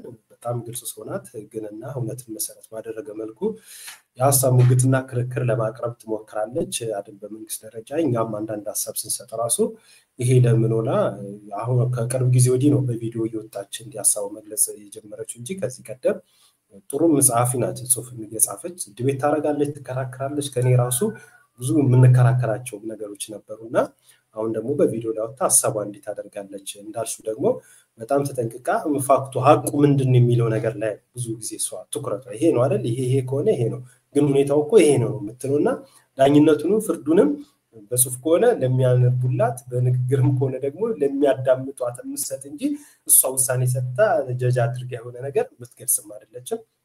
በጣም ጠንቃቃ ናት። ይሄ ማለት እንግዲህ ያላት የህግ እውቀት ጭምር ከፍርሃት ምናምን ሳይሆን ያው ከተነሳችበት ሀሳብና ዓላማ አንፃር ያው ሚናዬ በዚህ መልኩ ነውና ብላ እንቅስቃሴ እያደረገች ነውና ያው እንግዲህ ታስራ በዋስ ተፈታለች። አሁን ጠዋት ለካ አሁን እናንቺ ፕሮግራም ከማድረጋችን ከሆነ ሰዓት በፊት ወጣ ፌስቡክ ላይ ለተደረገልኝ ትብብር ድጋፍም እንዲም ብላ በዚሁም አጋጣሚ አመሰግናለሁ ከስም ተፈትቻለሁ ብላ መልእክቷን አስተላልፋለች። ያው በጊዜ ቀጠሮ ነው እንትን ያለችው። ጠበቃ ናት። አብሯትም ያለው ይሄን ጥብቅናውን እየቆመላትም ያለውም አቋለው በቅርብ በተደጋጋሚ ፕሮግራም አዲስ አበባ ያለ ጋብዣዋለሁ። ዲቤት አድርጓል። እሱ ከኔ ጋራም ከሌሎች እንግዶች ጋራ የሱም የራሱ አቋም አለው። ያው ከመንግስት ጋርም ደግሞ አሁን ያለው ግንኙነትም ድጋፍም ጭምርባልና እንግዲህ በዚህ እድሜያችን ያላየነው ነገር የለም። ብዙ ነገር እያየን ነው። ይሄ የሆነ ያለ እንግዲህ እሷ ወጣ በሽብርተኝነት ወይ እንደዚህ አላግባብ የተገኘን ነገር ምርመራ ለማድረግ አንድ መርማሪ ተመሳስሎ ሄዶ በሚያከናውናቸው የምርመራ ሂደት ውስጥ ከግድያ በስተቀር ለሚፈጽማቸው የትኛውም ወንጀል አይጠየቅም። ይሄ ደግሞ ፍጹም ስህተት ነው። እንዲሁም ሰርተንበታል ተደጋጋሚ ይሄንን ነገር አይደል? ከግድያ በስተቀር በምርመራ ወቅት ለሚያደርሰው ወንጀል አይጠየቅም ተብሎ እንዲሁም ያልነው እኮ ነው። አቃቤ ሕግ ቢሮ ውስጥ የነታከለ ነው የስንታየው ማለት ነው። የነሱን ማስረጃ አንስተናል። ሌሎችም ሁሉ አድርገናል። እኛም ባለፍንበት በሂደትም በነበርንበት ወቅትም በምርመራ ጊዜ ይደርስ የነበሩ እንግልቶች፣ ስቃዮች እናቃቸዋለን። ካለ ሕግ ሽፋን አብይ አህመድ ራሱ ሁሉ ወጥቶ ህገ መንግስቱ ግረፉ፣ አሳድዱ፣ እንደዚህ ቶርቸር ፈጽሙ አይሉንም። እኛ ግን ይህንን ስንፈጽም ነበር በኢህአዴግ ጊዜ። አሁን ግን ህዝቡ ይቅር ባይ ነውና ይቅር ብሎናል ብሎ በአደባባይ ሁሉ የተጸጸተበት ነበር። እውነታውም እሱ ነው። ይሄ በሆነበት ሁኔታ ጭራሽ አብይ አህመድ ያን ንግግር አደረገ፣ በዚህ ተመሰገነ። እሱ ከመጣ በኋላ ግን አደገኛ ጦርቶች፣ ግድያ፣ አፈናዎች፣ ብዙ ወንጀሎች ተፈጸሙ። ይሄ ሁሉ የሆነ ያለ አሁን ደግሞ ወጣና ህጋዊ ሽፋን ሰጠው። በአዋጅ ሁሉ ጥበቃና ክልከላ አደረገለት ለመርማሪ። ይሄ ፍጹም የለየለት አምባገነንነት ነው። በተለይ ምርመራው ደግሞ የሚደረገው ነገር ምንድነው? ሆነ ተብሎ በደረገ ወንጀሎች በሌሎች ወንጀሎች ላይ ሳይሆን በፖለቲካ አመለካከት ለሚያዙ ከአብይ አህመድ የተለየ ሐሳብ ያላቸው ጋዜጠኞች፣ ፖለቲከኞች፣ አክቲቪስቶች፣ ሌሎችም ጭምር በሚያደርጓቸው እንቅስቃሴዎች አገዛዙ ስርዓት ወንበሩን ለማጽናት ሊሄድበት ላሰበው ርቀት የማስፈጸሚያ መንገድ ነው ህጉ ይዋለ ያለው ነው ብዙዎቻችን ሐሳብ። ህጉም ደግሞ ምን ያህል እንደሚቃረን ጭምር ነው ሰብለ አሰፋ ስታስቀምጥ የነበረው። ይሄማ ማለትማ ያስጠይቃል አለና አሰረ። ይኸው ማስደንገጥ ነው የያዘው። ምናልባት ከዚህ በኋላ እሷስ በእንደዚህ ነገሯ ትቀጥላለች አትቀጥልም አብረን ነው የምናየው። ይሄ ነው የተደረገው። ይሄ ሁሉ እያለን ሰዓታችን እየገፋን ብንል አጠቃልልሽ ይሄ ሁሉ እያለን ደግሞ እየተናገረን እኔና አንቺም ደጋግመን ስንሰራው ነበረ።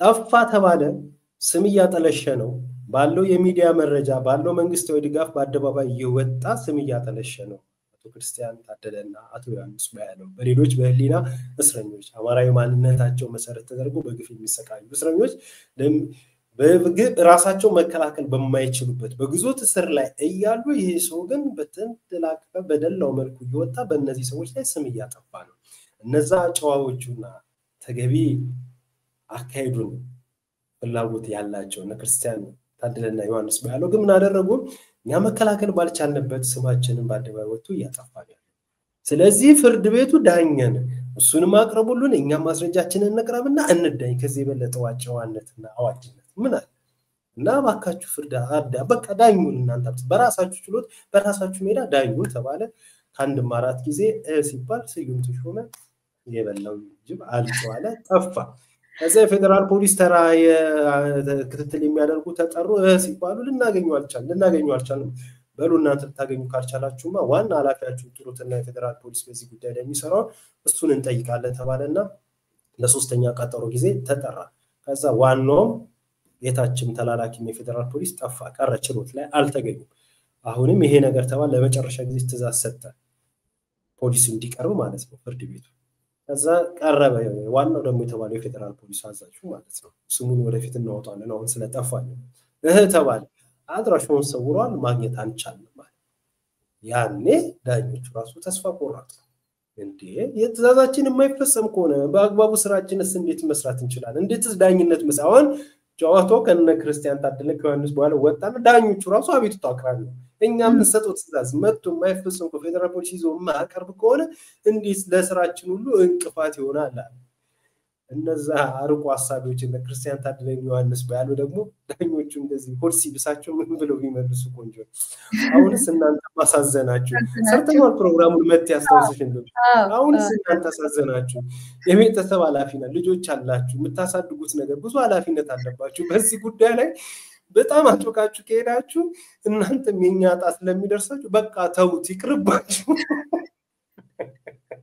አው ብለዋል ተውት በቃ እውነት ነው ማለት ነው በቃ ተውት ይቅርባችሁ ከዚህ በላይ ይሄው ይሄ በተባለ ወር ሳይሞላ ለዳኛም ለፍርድ ቤትም ለፖሊስም መገኛው ይሄ ለሰውዬ ጋሽ ያልከበት ተሰብስበው በሚመክሩበት ስብሰባ ላይ ያው የተለመደ በርግጠኝነት አሁን ዛሬ ማታ ወይ ነገ ማታ ይቀርባል ያ ውይይት ተደረገ የተባለው ውዳሴ አብይን ለማቅረብ ከተመረጡት መካከል ሆነና ካለምንም ቅልቅለት ከእንደዛ ሲፈልግ ከታች ከዛ የጠፋው ሰውዬ ለከጠቅላይ ሚኒስትሩ ቢሮ ቁጭ ብሎ ነው አይገርምሽም ያደረጉለት በክብር እሳቸው በጠሩት የክብር ቦታ ደግሞ ተገኝተው ይሄንን ሐሳብ ሊያቀርብ ወዳጄ ስዩሜ ከቻለ ልሻለው እንግዲህ በደብ አቋለው እንቀራረባለን በነገር አዎ ከሁላችንም ጋር እንደ ስዩሜ እንግዲህ እንደዚህ ናታንሽ ከዛ እንዳልሽው የጥላውን ዘፈናው ፈልግ ያስፈልግ የሚለው እየጋበዝነው ነው ያለ ይሄ ነው ማለት ፍትህ ግን ያው ተቀበረችን በላት ወይስ ታመመች ከተመመማ ይዳናል ህክምና ክትትል ይደረጋል መፍትሄ ይበጅለታል ይሄ ምን ታመመች ሞተች እንጂ ከዚህ በላይ እንደ ህግ አዋቂነቴም ጭምር ተራ ሐሳብ አይደለም አሁን በዚህ ጉዳይ ላይ የምንሰጠው ከዚህ በላይ ምን ተምራችሁ ምን ልታረጉት ነው ምንም እኮ ልታረጉት አትችሉ ከዚህ በላይ ምን ዳኛ በመስራት በቂ ዳኞቹ ነገር አልቻልንም በቃ ብለው ሆድ በብሷቸው ሆድ ባርባር ብላቸው ባያላችሁ ችሎት ማለት ላይ አረ ምናምን ነገር ይያሉ ባሉበት ሁኔታ ጭራሽ በደል የተፈጸመበት ደግሞ ምን ቢልኩኝ በቃ እናንተ ዳኞች አሁንማ በቃ አትዳኙ በዚህ ጉዳይ ላይ ተውት ቤተሰቦቻችሁ ልጆቻችሁን አኑሩ ህይወታችሁን ኑሩ አለበለዚያ እናንተ መከራ ውስጥ ነው የምትገቡት ከተባለ እንግዲህ ከዚህ በላይ ፍትህ ያሳዝናል መቲ እንደሆነ ግን አንቀር ፕሮግራማችን እየጨረስን ስለሆነ መዝጊያችን ነው እንደሆነ አንቀርም በሚዲያውም ላይም እንደዚህ ሐሳብ ያጋራን ያለ ነው ብዙም የህይወት መስዋዕትነትም እየተከፈለ ነው ያለው ባሁን ወቅት እንዲሁም ደግሞ በተለያየ ግዞት ሰርቪስ ደግሞ ዋጋ እየከፈሉ ያሉ የህሊና ፖለቲካ እስረኞች አሉ ብዙ ነው በየፊናው በየቦታው እየተደረገ ያለ በአገር ውስጥ ደግሞ በሰላማዊ ትግል በዲሞክራሲ ትግል የሚንቀሳቀሱ ድርጅቶች ፓርቲዎች ፖለቲከኞችም አሉ እንዲሁም አክቲቪስቶችም ሌላውም አለ ሁሉም በየፊናው ያደረገ ያለው ድምር ውጤት እንደ እግዚአብሔር ፍቃድ መፍትሄ ተገኝቶለት በቅርብ ቀን ከዚህ ሁሉ ነገር እንደምንገላገል ግን ተስፋ እናደርጋለን። ለዛም ጠንክረን እንሰራለን። መልካም ጥሩ መዝጊያ ነው። በዚሁ እንዝጋው። የሰብአዊ መብት ተሟጋችና ጋዜጠኛ ነጋሽ ከበደ ስለነበረ ቆይታ እጅግ በጣም አመሰግናለሁ። እኔም አመሰግናለሁ። ክብረት ይስጥልኝ። መልካም ተመልካቾቻችንና አድማጮቻችን ስትከታተሉት የቆያችሁት የዛሬው ምናለሽ መቲ ፕሮግራማችን ነው። እንግዲህ በፕሮግራማችን ብዙ ነገሮችን ዳሰናል። እንደተለመደው በምናለሽ@gmail.com መረጃዎቻችሁንና መልእክቶቻችሁን እንድትልኩልን አደራ እንላለን። እነዚሁ ፕሮግራሞቻችን በዩቲዩብ በምናለሽ መቲና እንዲሁም ደግሞ በኢሳን ቴሌቪዥን ወደ ኢትዮጵያ ይተላለፋል። እንግዲህ የዛሬውን በዚህ ፈጽመናል። ዳግም እስከምንገናኝ ሰላም ቆዩ።